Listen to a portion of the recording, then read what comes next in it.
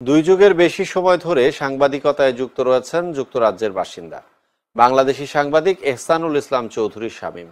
দেশে যেভাবে সংবাদের প্রতি নিবেদিত প্রাণ ছিলেন, ঠিক তেমনই বিদেশের মাটিতেও খবরের সন্ধানে মগ্ন থাকেন কাজের ফাঁকে। কিন্তু অবসরে অন্য এক মানুষ হিসেবে নিজেকে প্রতিষ্ঠিত করেছেন শামীম। সাফল্য পেয়েছেন শখের বশে সবজি চাষ করে। তার বাগানে শোভা পাচ্ছে লাউ, কুমড়া, সিম, টমেটো সহ নানান জাতের সবজি। দেখে মনে হবে বিদেশের মাটিতে যেন এক টুকরো বাংলাদেশ। বিগত ১৩ বছর ধরে নিয়মিত বাগান করছেন লন্ডন বাংলা প্রেস ক্লাবের সিনিয়র সদস্য ও চ্যানেল এসের প্রতিনিধি এহসানুল ইসলাম চৌধুরী শামীম। তিনি জানান, দেশীয় সবজির চাহিদা পূরণ করতেই তার এই উদ্যোগ।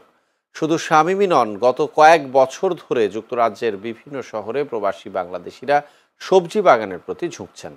বলা যায়, ব্রিটেনের বাঙালিদের কাছে দিন দিন জনপ্রিয় হয়ে উঠছে সবজি চাষ।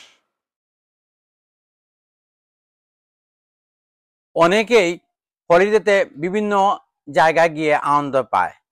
আমিও সেই রকম আনন্দ পাই পিছনের গার্ডেনে বসে বিকেলবেলায় সময় কাটাই।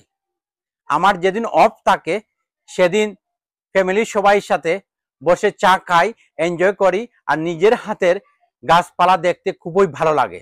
বাগানের পরিচর্যা করি এবং বাগানের বিভিন্ন ফলমূল দেখি এবং গাছগাছালির যত্ন নেই।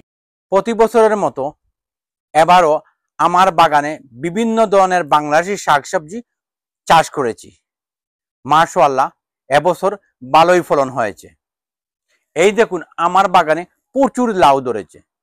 শুধু আমার বাগানে লাউ নয়, আরো আছে নাগামরিচ, কাঁচামরিচ, ফুলকপি, বাঁধাকপি, লাল শাক, পুঁই শাক, ডাঁটা, কেবিজ, এরপর রানার বিনস, বেগুন, কমলা লেবু সহ নানা ধরনের শাকসবজি আছে।